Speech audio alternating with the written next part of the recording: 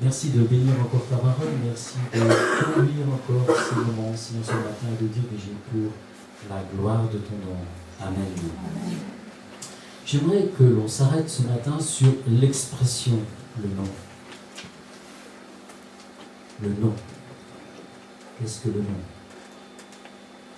Nous voyons dans une histoire assez proche, elle est assez proche puisque c'est 1945 que le 1940-1945 que le dictateur Hitler avait imposé à son peuple, vous savez, de faire ce salut. Je ne vais pas le faire comme il le faisait, en utilisant son nom. C'était Heil Hitler. Certains autres dictateurs l'ont fait, comme Mussolini. Plus ancien, à l'époque romaine, le peuple devait honorer l'empereur en le saluant, en citant Ave César. Et celui qui refusait de faire ce salut à ces dictateurs, en citant ce nom, risquait la prison et parfois la mort. Il y a d'ailleurs quelques exemples que vous pourrez retrouver sur Internet, où des gens ont refusé de saluer et de faire ce salut Hitler, Heil Hitler. Nous voyons bien sûr cette puissance du totalitarisme où la prononciation du nom prend son sens. Mais je vais vous parler ce matin d'un autre nom. Parce que vous avez commencé à me regarder avec des gros yeux, et c'était le but. De celui qui sauve, de celui qui guérit et de celui qui libère. C'est le nom de Jésus. Il a l'opposé, bien sûr, de ce qu'étaient ces dictateurs. Et nous verrons qu'il y a de la puissance dans ce nom. Dans ce nom que nous confessons. Il est complètement à l'inverse de ces grands empereurs qui se sont imposés dans l'histoire. Tout d'abord, la première pensée que je donnerai, c'est que le nom est une identification. Toute personne a un nom de famille. Cela s'appelait auparavant le patronyme. Ce nom figure sur votre acte de naissance. Alors vous pouvez avoir un nom de famille et puis un nom, certains prennent un nom d'usage comme les acteurs. Mais souvent le nom de famille, il s'agit du nom de votre père. C'est ce qui vous identifie. On peut reconnaître aussi parfois par notre nom, notre pays de souche.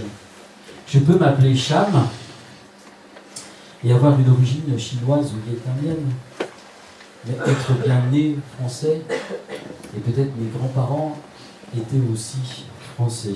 Ils avaient émigré il y a très longtemps. Certains juifs, pendant justement cette période très douloureuse, pendant la guerre, ont dû changer leur nom pour éviter d'être arrêtés. Car ils étaient facilement reconnaissables en portant le nom de Jacob, Amselem, Cohen, et j'en passe, je pourrais en citer d'autres. On changeait aussi les prénoms comme Isaac et Esther en leur donnant les noms de Paul, Madeleine, Jean, Pierrette et d'autres. Ils recevaient de nouvelles cartes d'identité pour leur protection. Ce qui d'ailleurs représentait pour eux un certain traumatisme. Changer son nom, c'est quelque part perdre une certaine identité pour prendre et choisir une autre vie. Et parfois, eh bien, certains, justement juifs, devenaient catholiques, se convertissaient au catholicisme. Alors bien sûr, vous comprenez qu'il s'agit bien d'exemples que je prends ce matin. Mais si je prends le nom de Jésus, et c'est là-dessus que je veux revenir, c'est que je m'identifie comme chrétien. Si je prononce le nom de Jésus, c'est parce que je suis chrétien, on verra plus tard, né de nouveau. Dans la première épître de Jean, chapitre 4, versets 2 à 3, il est dit que tout esprit qui confesse Jésus-Christ venu en chair est de Dieu. Tout esprit qui ne confesse pas Jésus n'est pas de Dieu. Prononcer le nom de Jésus, pour nous, ne semble pas difficile, mais c'est parce que nous sommes passés par la nouvelle naissance. Je peux librement le prononcer parce que, eh bien, j'ai reconnu son action dans ma vie. Il est le nom qui m'a sauvé. Et je m'identifie, son salut m'a été accordé. Et je peux prononcer son nom. J'appartiens au peuple de Dieu parce que j'ai été touché par son nom. Vous savez, on peut être catholique, protestant. Eh bien, c'est pas si évident que ça. Si je prononce aujourd'hui le nom de Jésus, c'est parce que ma vie a changé. Et parce qu'il s'est passé quelque chose. Et parce que ce nom a pris toute son importance dans ma vie. Et je m'identifie à lui. On va continuer. Le nom de Jésus a été donné par Dieu. On peut se poser la question, pourquoi Jésus? Pourquoi pas Albert, Jean? Joseph et Marie auraient pu donner n'importe quel autre nom à cet enfant conçu par le Saint-Esprit. Pierre, Matthias, Jacques, non. Cette précision nous est apportée dans l'évangile de Matthieu, chapitre 1, verset 21. L'ange du Seigneur nous donne une indication claire. Ta femme enfantera un fils et tu lui donneras le nom de Jésus. C'est lui qui sauvera le peuple de ses péchés. L'apôtre Pierre nous le dit un tout petit peu plus loin dans les Actes, Actes chapitre 4, verset 12. Il n'y a aucun autre nom par lequel nous devions être sauvés, à savoir Jésus-Christ.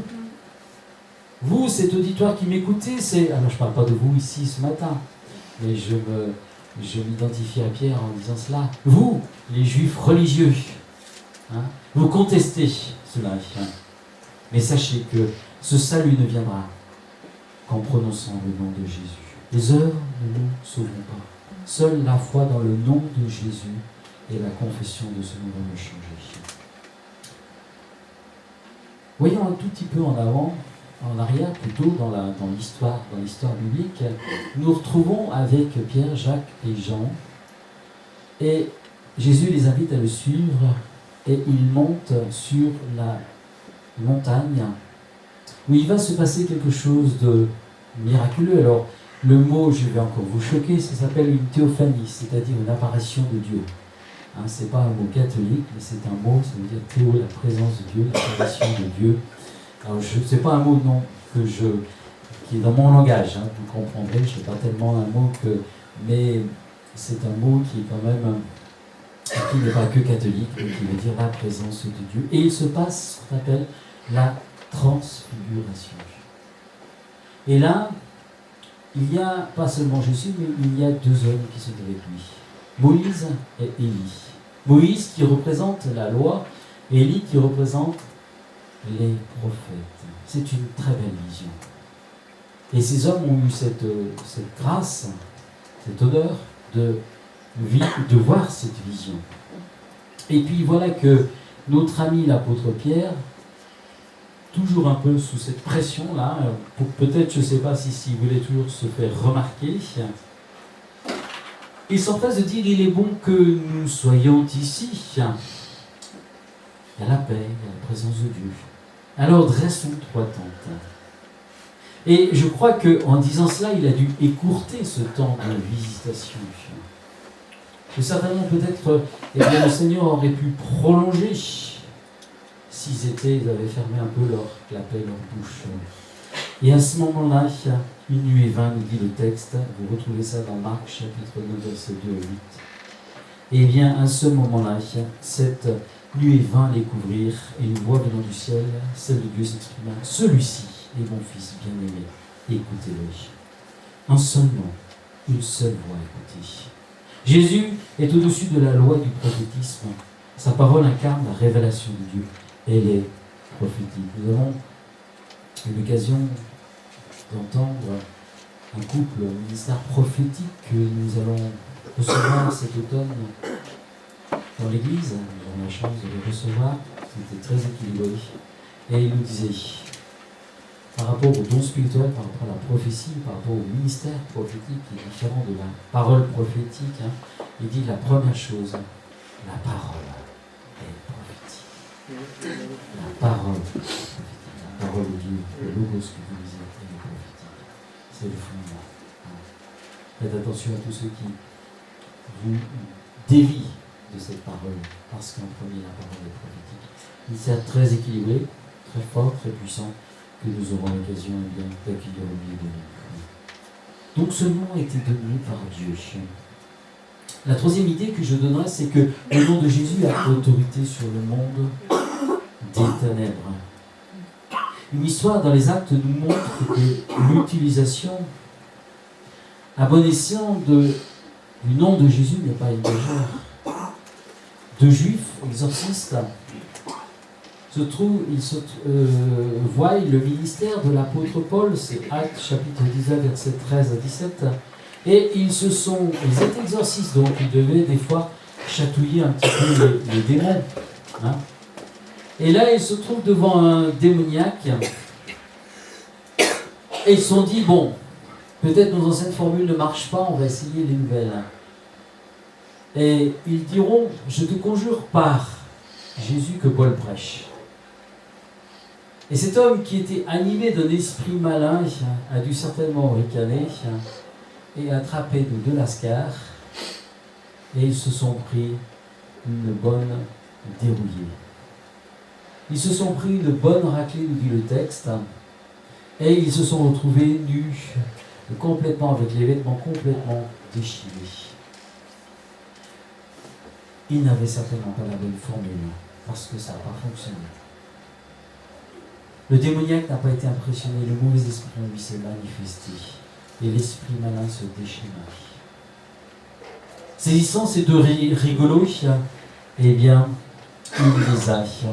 il les a frappés, nous dit le texte. On ne peut pas utiliser ce nom n'importe comment. On ne peut pas prendre autorité sur le monde de ténèbres si on n'est pas son disciple et si on n'a pas vécu la nouvelle naissance. Et donc, d'ailleurs, le domaine de la délivrance et de la libération, il faut faire aussi attention. On ne peut pas faire n'importe quoi. Je me souviens personnellement, j'étais encore jeune chrétien avec des combats très forts dans ma vie et nous sommes retrouvés à la porte ouverte pour le 31 décembre. Nous avons eu un bon moment à ce moment-là. D'ailleurs, nous avons été baptisés. Je crois que je n'étais pas encore baptisé hier. J'ai été baptisé le lendemain.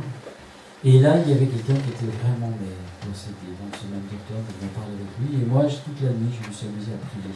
Et j'ai vu les esprits tourner autour de moi. Et j'ai dû demander la prière le lendemain pour être dégagé. Il n'était pas rentré en moi, mais j'étais complètement avec ces puissances qui tournaient autour de moi. Et je sentais, j'ai vécu un moment un peu de déprime après. J'avais touché des choses qui étaient très fortes parce que je n'étais pas vraiment dégagé. Faisons attention dans ce domaine. Il faut être équipé. Et il faut être aussi délivré. Je crois, c'est vrai qu'il faut s'exercer au ministère de la délivrance, mais il faut aussi faire attention dans ce domaine-là. Son nom a toute autorité dans la bouche de l'enfant de Dieu, le nom de Jésus. Le discours de Pierre dans Actes 3,16 est sans ambiguïté quand il fait cette déclaration à la foule suite à la guérison de l'homme boiteux. C'est par la foi dans le nom de Jésus que cet homme a reçu la guérison. Il y a une puissance dans le nom de Jésus que nous devons utiliser dans la prière. La quatrième idée, je dirais, c'est que le nom de Jésus est une plénitude. Dans Colossiens chapitre 1, verset 15, il est dit « Il est l'image de Dieu invisible, le premier-né de toute la création. » On lit aussi au verset 19, on va peut-être le lire dans Colossiens et s'arrêter, parce que je vous cite simplement les versets, mais je pense que c'est bien aussi de temps en temps d'arrêter nos yeux sur les versets. Je ne veux jamais allonger trop la prédication, alors souvent je cite les versets, mais je ne les lis pas toujours, et quand je les cite, j'essaye de les citer en entier. Colossiens chapitre 1, On va relire le texte qui se trouve dans 1,15.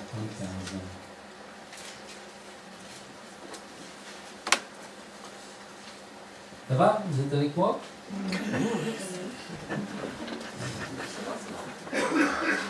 Il est dit, il est l'image du Dieu visible, le Père premier-né de toute la création, car en lui ont été créées toutes les choses qui sont dans les cieux et sur la terre, les visibles et les invisibles. Je recommence tout doucement. Il est l'image du Dieu invisible, le premier-né de toute la création. Car en lui ont été créées toutes les choses qui sont dans les cieux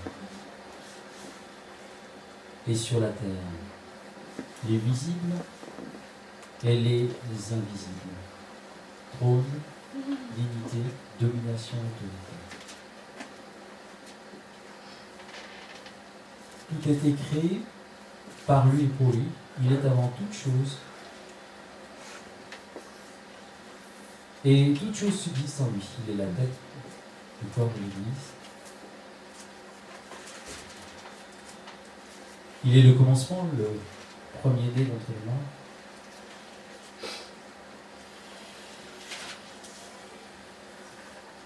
Afin d'être en tout le premier.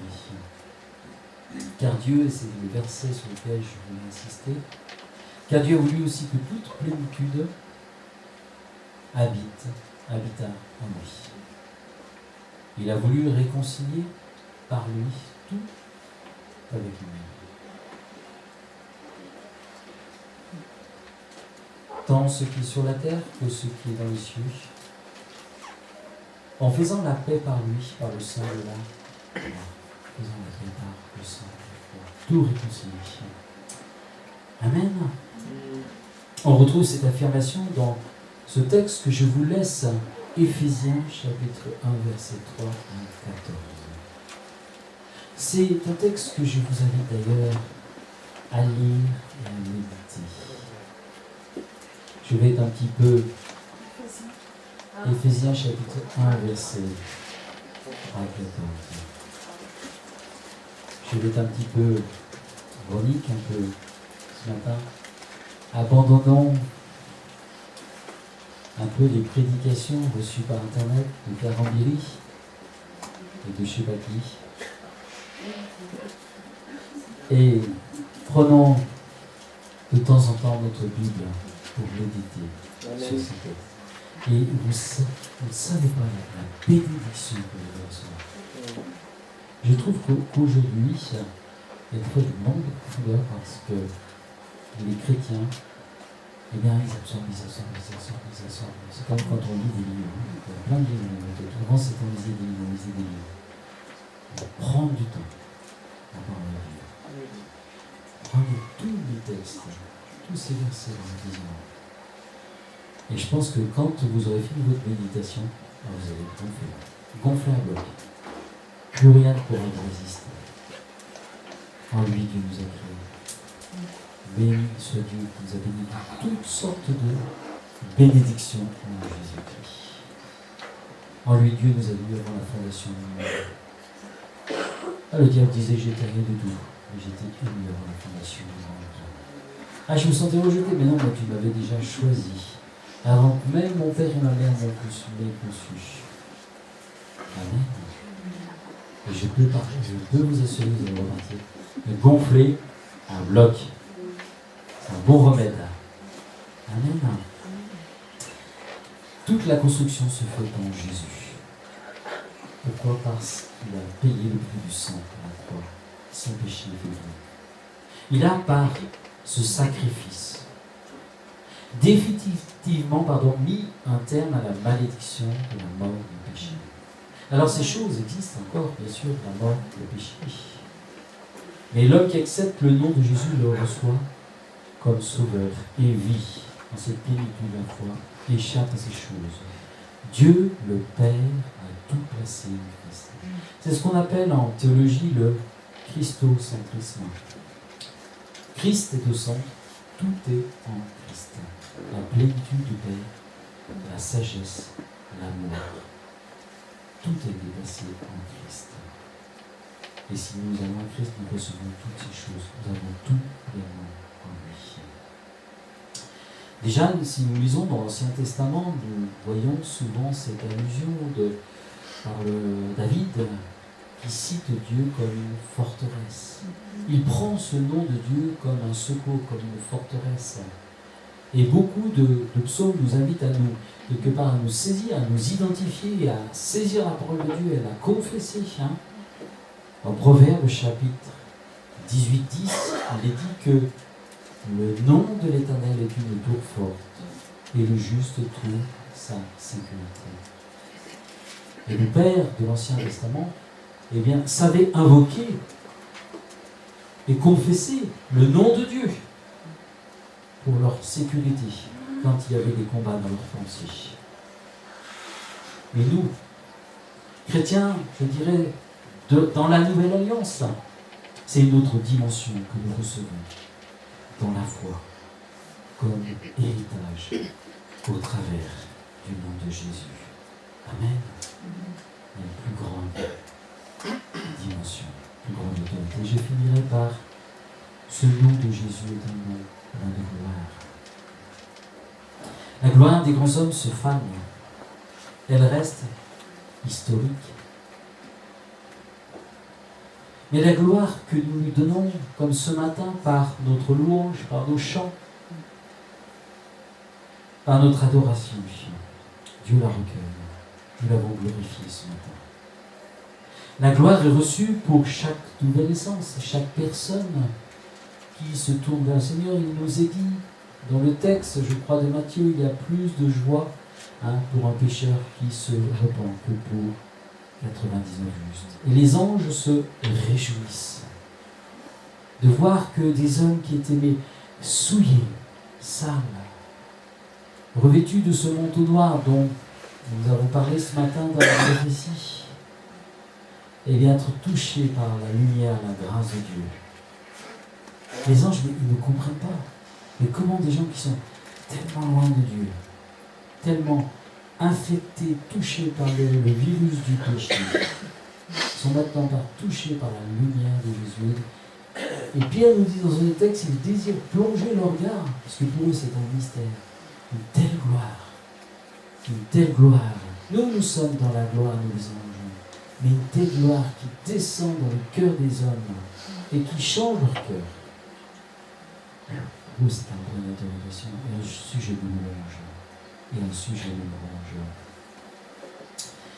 Il a reçu encore une gloire plus grande car il a triomphé. Il dit qu'il est couronné de gloire et d'honneur, nous dit le texte des Hébreux. On va le prendre, Hébreux chapitre 2, verset 9.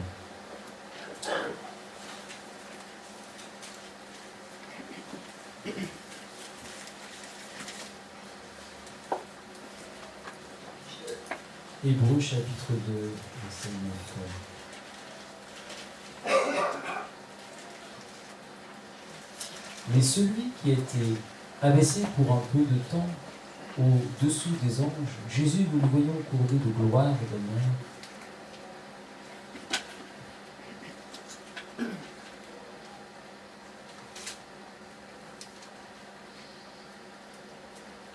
Il y a une pause.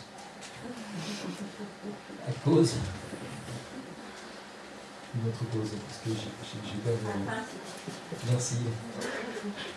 Une autre pause à cause de la mort qu'il a souffert, afin que par la grâce de Dieu, il souffrit la mort pour tous. Je deviens presbyte, alors des fois j'ai des pauses comme ça.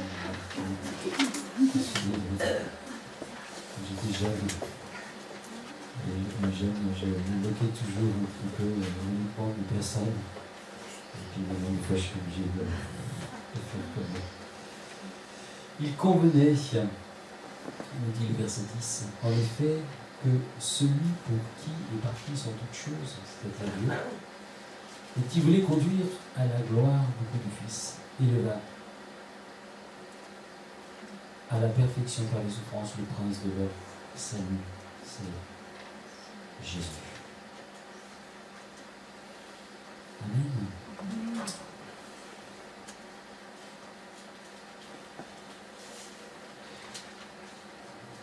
Dans Apocalypse, chapitre 19, verset 11 à 16, je vous laisse encore ce verset.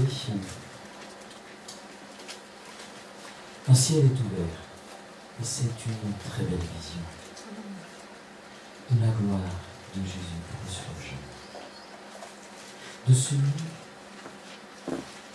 qui est appelé fidèle et le véritable. Tout le ciel s'arrête pour voir ce cheval blanc qui apparaît et celui qui est sur ce cheval blanc. Le prince des princes, le roi des rois. Il avait sur son vêtement, et je vous ai laissé le texte pour que vous preniez le temps pour le lire, mais il avait sur son vêtement et sur sa cuisse un nom écrit, roi des rois, Seigneur des seigneurs. C'est le triomphe de cette gloire, le nom qui a triomphé. Et là, nous sommes dans le triomphe de cette gloire. Jésus va complètement détruire la puissance satanique. Et ça nous encourage. Amen. Dans Apocalypse 5, verset 10, et on le retrouve aussi dans un autre passage, il a fait de nous des sacrificateurs. Et il nous appelle à régner avec lui. Et nous devenons, au travers de ce nom, au travers de cet héritage que nous recevons, héritiers pour participer à la gloire qu'il va nous partager de son nom. Combien c'est merveilleux. Nous étions dans la boue du péché. Nous étions séparés de lui. Nous étions des mécréants. Chacun suivait sa propre voie. Et un jour, il est venu vers nous et nous avons accepté. Son nom est devenu le nôtre. Nous avons reçu par cette nouvelle naissance une nouvelle identité. Les premiers chrétiens, changeaient de nom, de prénom, parce qu'ils voulaient tellement s'identifier à leur héros, à leur martyr. Et souvent, ils changeaient leur prénom. Ils s'appelaient peut-être Christosus ou je ne sais pas quoi, ou Julius, et ils portaient le nom de Jean, de Pierre, de Jacques. Pour eux, c'était important. Son nom nous a fait changer d'identité. Son nom a été donné par Dieu. Son nom nous apporte libération, guérison, délivrance. Nous obtenons le pardon de notre repentance, son secours, sa force dans les difficultés, le combat, ce présent mais aussi ce jour. Et nous aurons cette gloire, son nom est béni. Que l'on puisse lui donner la louange qu'il mérite. Béni soit le nom de Jésus. Béni soit le nom de Jésus. Amen. Le nom de Jésus est ma force, ma gloire et ma victoire. Et je veux le louer ce matin. Amen. Prenez du temps pour réfléchir à ce moment, cette semaine. Prenez du temps pour reméditer ces passages de Colossiens, d'Éphésiens, et pour vous enrichir, vous encourager de tout ce qui est dit sur lui, de tout ce que, quelque part, vous héritez au travers de votre foi, au travers de cette communion avec lui. Tout ce que vous recevez en lui. La victoire sur le péché, sur les habitudes, sur les addictions, la guérison, la délivrance. Que son nom soit béni. Merci pour ta parole. Merci pour la richesse de ton nom, Seigneur. De ce nom, Seigneur, qui est au-dessus de tous les noms. Et parfois, dans peut-être la misère, et aussi le poids de peut-être les choses qu'on n'a pas triomphé dans notre vie, de notre péché, les oppressions que nous ressentons, nous oublions ton nom. Nous oublions cette puissance qu'il y a dans ton nom. Pardonne-nous. Et donne-nous de, quelque part, nous réapproprier de la puissance du nom de Jésus pour prendre la victoire en ton nom. En ton nom. Ce n'est pas notre victoire personnelle, mais c'est cette victoire que nous prenons en ton nom qui devient notre victoire. Merci pour ce nom qui a été donné. Merci pour ce cadeau que tu nous as donné. Merci pour toi, Jésus, parce que tu es venu sur la croix. Tu as accepté la volonté du Père. Et tu es venu comme témoin, comme aussi martyr. Tu es venu, ton seul but, c'était de remporter la victoire à la croix. Et à cause de cela, combien d'hommes et de femmes, à travers de ton nom, ont été lavés, purifiés, guéris, transformés, libérés, et sont déjà, eux, entrés dans ta gloire. Et nous allons bientôt les rejoindre. Béni soit ton